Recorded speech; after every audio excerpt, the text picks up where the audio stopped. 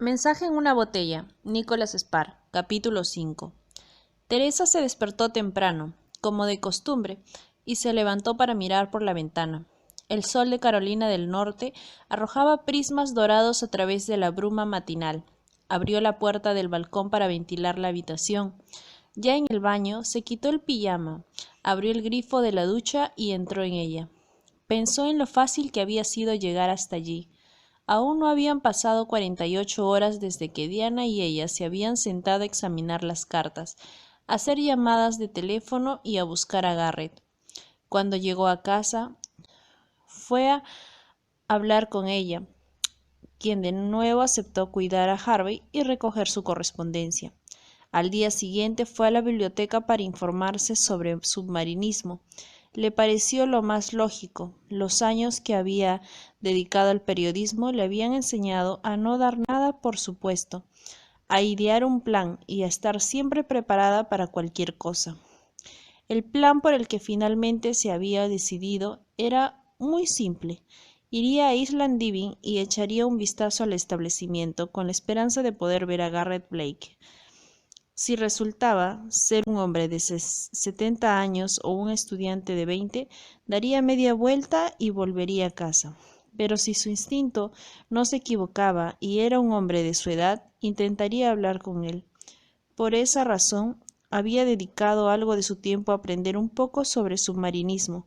Quería dar la impresión de que sabía algo del tema. Probablemente podría averiguar más cosas sobre él si le hablaba de algún tema de su interés, sin tener que explicar demasiado de ella misma. Entonces podría evaluar mejor la situación. Y después, esa era la parte de lo que no estaba tan segura. No quería decirle a Garrett la verdad desnuda, la razón por la que había ido hasta allí. Parecería una locura. Hola, leí las cartas para Catherine y, puesto que sé hasta qué punto la amabas, pensé que tal vez eres el hombre que he estado buscando. No, eso quedaba descartado. Había otra posibilidad, pero no sonaba mucho mejor. Hola, soy del Boston Times y encontré tus cartas. ¿Podría escribir un artículo sobre ti? Tampoco le parecía una buena idea, al igual que las demás ocurrencias que se le habían pasado por la cabeza. Pero no había viajado desde tan lejos para darse por vencida a las primeras de cambio, a pesar de que no supiera qué decir. Además, tal como Diana había dicho, si no funcionaba, simplemente regresaría a Boston. Salió de la ducha, se secó antes de extenderse un poco de crema hidratante en los brazos y las piernas, y se puso una blusa blanca de manga corta, unos shorts vaqueros y unas sandalias blancas. Quería tener un aspecto informal, y lo consiguió. No quería llamar la atención de buenas a primeras. Después de todo, no sabía con lo que se iba a encontrar. Quería aprovechar la oportunidad para evaluar la situación por sí misma. Cuando estaba a punto de salir, buscó la guía de teléfonos, la hojeó y garbateó un trozo de papel la dirección de Island Diving. Respiró profundamente y empezó a caminar por el vestíbulo del hotel. Volvió a repetirse a sí misma esa especie de mantra que había sido las palabras de Diana.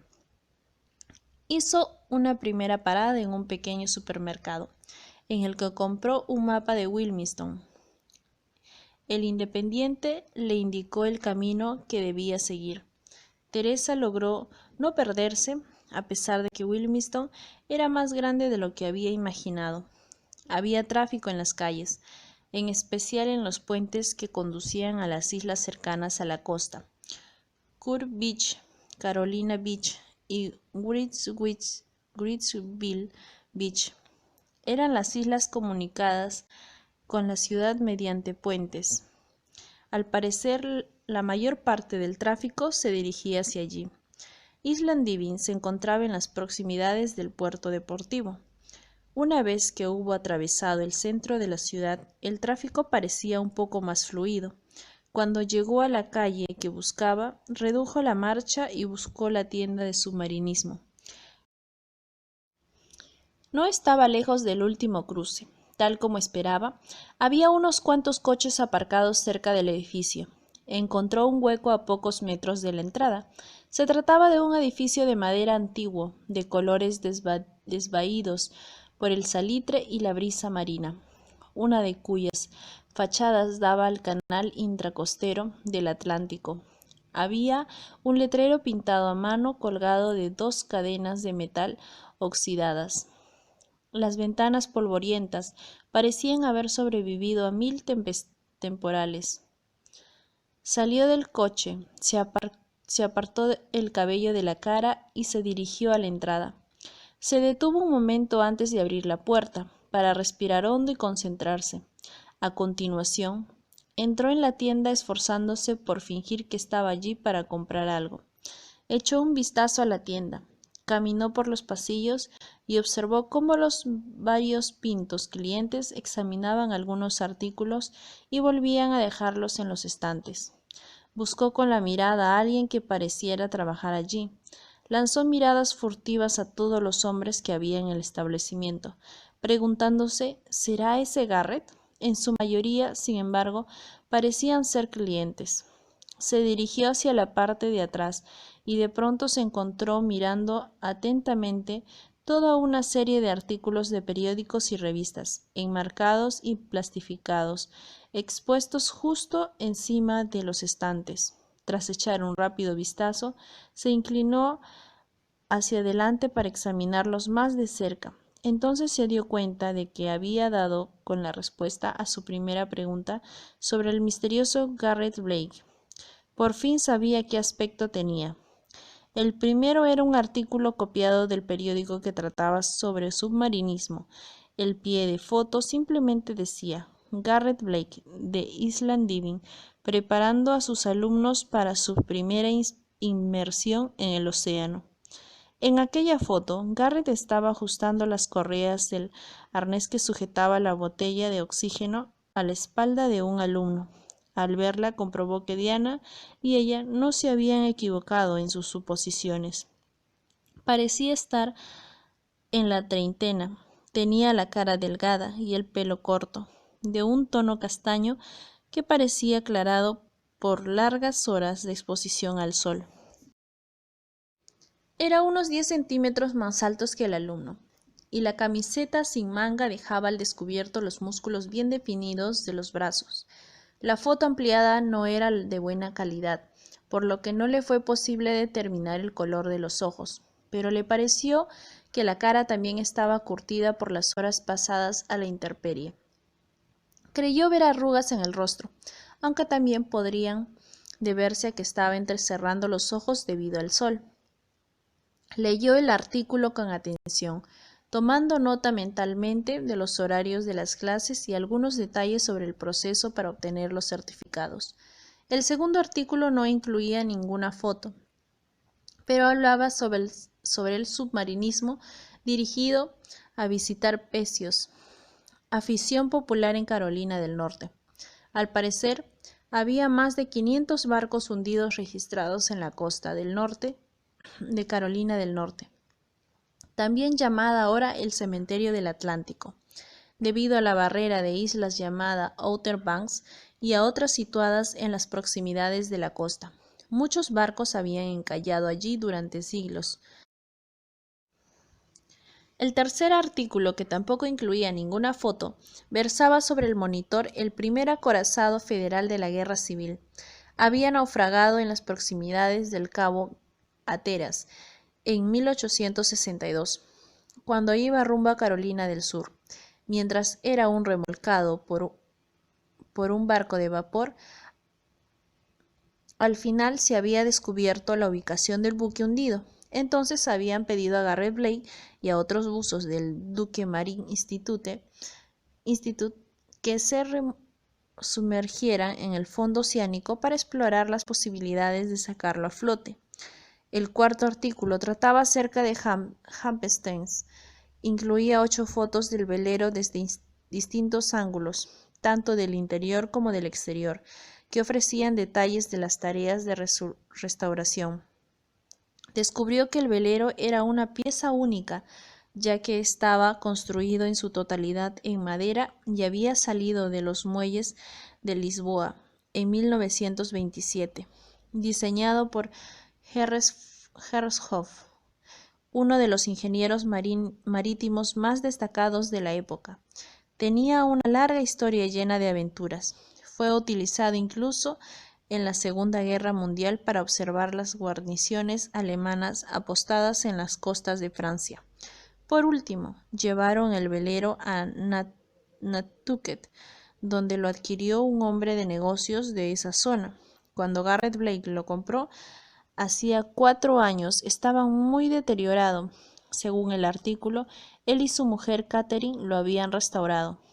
Catherine. Teresa buscó la fecha en que había sido escrito el artículo, abril de 1992. El artículo no mencionaba la muerte de Catherine. Así pues, como una de las cartas había sido encontrada hacía 3 años en Norfolk, se suponía que debía de haber muerto en algún momento de 1993. ¿Puedo ayudarla? Teresa se dio la vuelta instintivamente hacia la voz que oyó a sus espaldas. Un hombre joven le ofreció una sonrisa. Se alegró de haber visto una foto de Garrett algunos momentos antes. No era él. ¿La he asustado?, preguntó. Ella negó con un movimiento rápido de cabeza. No, solo estaba mirando las fotos. El joven las miró e hizo un gesto de aprobación con la cabeza. Es muy bonito, ¿no le parece? ¿El qué? El Happenstein's. Garrett, el propietario de la tienda, lo restauró. Es un velero fantástico, uno de los más bonitos que he visto nunca, ahora que está terminado. ¿Está aquí? Me refiero a Garrett. No, está en el muelle. No estará aquí hasta última hora de la mañana. Oh, ¿puedo ayudarle en algo? Ya sé que la tienda está un poco revuelta, pero aquí encontrará todo lo que necesita para bucear. Negó con la cabeza. No, en realidad solo estaba mirando. De acuerdo, pero si puedo ayudarla a buscar algo, no dude en preguntarme. Lo haré, dijo. El joven asintió risueño, dio media vuelta y se dirigió hacia el mostrador en la entrada de la tienda. Antes de poder reprimirse, se oyó a sí misma diciendo: «Ha dicho que Garrett estaba en el muelle». El chico se volvió de nuevo y siguió caminando de espaldas mientras respondía: «Sí, a un par de manzanas de aquí, en el puerto deportivo. ¿Sabe dónde está? Creo que pasé por delante de camino hacia aquí. Todavía estará allí como mínimo durante 1 hora, pero como le dije, si vuelve más tarde le encontrará en la tienda. ¿Quiere que le deje un recado?» «No, no es importante». Pasó los 3 minutos siguientes fingiendo estar interesada en diferentes artículos en los estantes, antes de salir de la tienda tras despedirse del joven. Pero en lugar de ir al coche, se dirigió al puerto deportivo. Cuando llegó al muelle, miró a su alrededor con la esperanza de localizar a Happenstein's, puesto que la inmensa mayoría de los barcos eran blancos y el que buscaba era de madera natural. Lo divisó enseguida y se dirigió a la rampa de bajada del embarcadero correspondiente. Aunque al descender por la rampa estaba nerviosa, los artículos que había leído en la tienda le habían dado un par de ideas para iniciar la conversación. Cuando le encontrara, simplemente le explicaría que después de haber leído el artículo sobre Happenstein quería ver el velero de cerca. Sonaría convincente y esperaba que aquello diera pie a una conversación. Entonces ya se habría hecho una idea de cómo era Garrett en persona. Y después, bueno, después ya vería. Al acercarse al velero, sin embargo, lo primero que advirtió fue que no parecía haber nadie en él, ni en cubierta ni tampoco en el embarcadero. Parecía, de hecho, que en toda la mañana nadie había pasado por allí. La embarcación estaba cerrada, las velas guardadas en sus fundas. Todo parecía estar en orden. Tras buscar algún indicio de que Garrett rondara por allí, comprobó el nombre escrito en la popa del velero. Se trataba en efecto del Happenstein. Se apartó un mechón de la cara mientras cavilaba. Le parecía extraño que el joven de la tienda hubiera dicho que Garrett estaba allí. En lugar de volver a la tienda enseguida, dedicó unos minutos a admirar el velero. Era hermoso, suntuoso y rico en detalles, a diferencia de las demás embarcaciones. Tenía muchos más caracteres que los otros veleros amarrados a ambos lados, y supo por qué se había publicado un artículo sobre él en el periódico. De algún modo, le recordaba una versión en miniatura de los barcos piratas que había visto en las películas. Deambuló de arriba abajo durante un rato, examinándolo desde diferentes ángulos y preguntándose cuál debía de haber sido su aspecto antes de restaurarlo. En su mayor parte parecía nuevo, pero supuso que no habían sustituido la madera en su totalidad. Probablemente la habían lijado, como pudo comprobar al acercarse al casco y observar que estaba mellado, lo cual corroboraba su teoría. Al final decidió volver a intentarlo en Island Diving. Un poco más tarde, obviamente, el joven dependiente se había equivocado. Tras echar un último vistazo al velero, dio media vuelta dispuesta a irse del puerto. Había un hombre en la rampa a pocos metros de distancia, observándola con atención. Garrett. Bajo el sol de la mañana, su camisa presentaba un par de manchas de sudor. Era una prenda vieja a la que habían quitado las mangas y que por tanto dejaba al descubierto los músculos fuertes de los brazos y los antebrazos. Tenía las manos sucias, probablemente de grasa. El reloj sumergible estaba rayado, como si lo llevara desde hace años. Vestía pantalones cortos y náuticos sin calcetines, y tenía el aspecto de ser alguien que pasaba la mayor parte de su tiempo, si no todo, cerca del océano. La miró mientras ella daba inconscientemente un paso hacia atrás. ¿Puedo ayudarle en algo?, preguntó mientras le ofrecía una sonrisa, pero sin acercarse a ella, como si tuviera miedo de que se sintiera intimidada. Y así fue como se sintió cuando sus miradas se cruzaron. Durante un instante, lo único que pudo hacer fue mirarlo fijamente. A pesar de que ya había visto una foto suya, le pareció que era aún más atractivo de lo que esperaba, aunque no hubiera sabido decir por qué. Era alto y de espaldas anchas. No era demasiado guapo. Parecía que el sol y el mar habrían curtido su rostro bronceado y de rasgos marcados. Sus ojos no eran tan hipnóticos como los de David, pero había algo irresistible en su mirada, algo muy masculino en la manera de mirarla, de pie frente a ella. Teresa recordó su plan y respiró hondo. Señaló hacia el Happenstein. Solo estaba admirando tu barco. Es muy bonito. Él se restregó las manos para intentar eliminar una parte del exceso de grasa y dijo educadamente: Gracias, muy amable. La intensa mirada de Garrett le trajo a la mente lo que había pasado en los últimos días, el hallazgo de la botella, la curiosidad creciente, sus pesquisas, el viaje a Wilmington y, por último, su encuentro cara a cara. Abrumada, cerró los ojos y se sorprendió a sí misma luchando por no perder el control. En cierto modo, no había esperado que todo sucediera tan deprisa. De repente tuvo miedo. Garrett dio un tímido paso adelante. ¿Te encuentras bien?, preguntó preocupado. Teresa volvió a respirar hondo para intentar relajarse y dijo: Sí, creo que sí. Me he mareado un poco. ¿Estás segura? Se pasó la mano por el cabello avergonzada. Sí, ya estoy bien, de veras. Me alegro, dijo a continuación. Hizo una pausa como para comprobar que no le estaba mintiendo.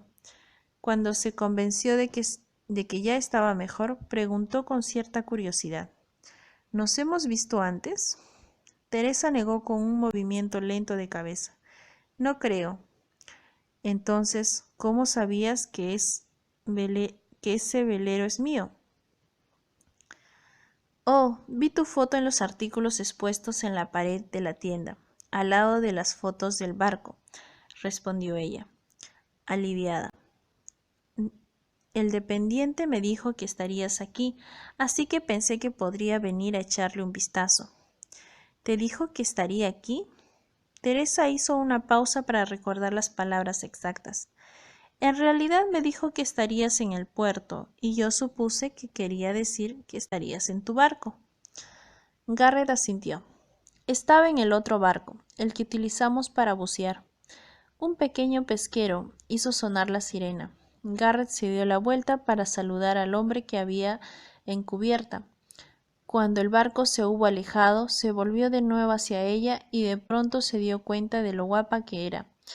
Era mucho más atractiva de cerca de lo que había imaginado cuando la vio desde el otro lado del puerto. Bajó la mirada inconscientemente y buscó el pañuelo rojo que guardaba en el bolsillo posterior del pantalón para secarse el sudor de la frente. Es un magnífico trabajo de restauración, comentó Teresa. Sonrió con timidez mientras volvía a guardar el pañuelo. Gracias de nuevo. Teresa había dirigido la mirada hacia el Happenstein, mientras Garrett respondía. Luego se volvió hacia él. Sé que no es asunto mío, dijo sin darle importancia, pero ya que estás aquí, ¿te importaría contarme más cosas sobre tu barco? Por su expresión, Teresa dedujo que no era la primera vez que le pedían esto. ¿Qué te gustaría saber? Se esforzó por adoptar un tono coloquial. Bueno, por ejemplo, si, como dice el artículo, estaba en tan mal estado cuando lo compraste. En realidad estaba mucho peor. Avanzó hacia el barco y fue señalando las partes del barco afectadas. Gran parte de la madera de la proa estaba podrida. Además, había unas cuantas vías de agua en los costados. Era casi un milagro que todavía estuviera a flote. Al final reemplazamos buena parte de la madera del casco y la cubierta. Lijamos el resto en su totalidad. Por último, volvimos a sellarlo y barnizarlo. Y eso solo es el exterior. También tuvimos que restaurar el interior, lo que nos llevó mucho más tiempo. Aunque Teresa había advertido del uso del plural en sus respuestas, decidió no hacer ningún comentario. Debió de suponer mucho trabajo. Teresa sonrió al decir aquella frase.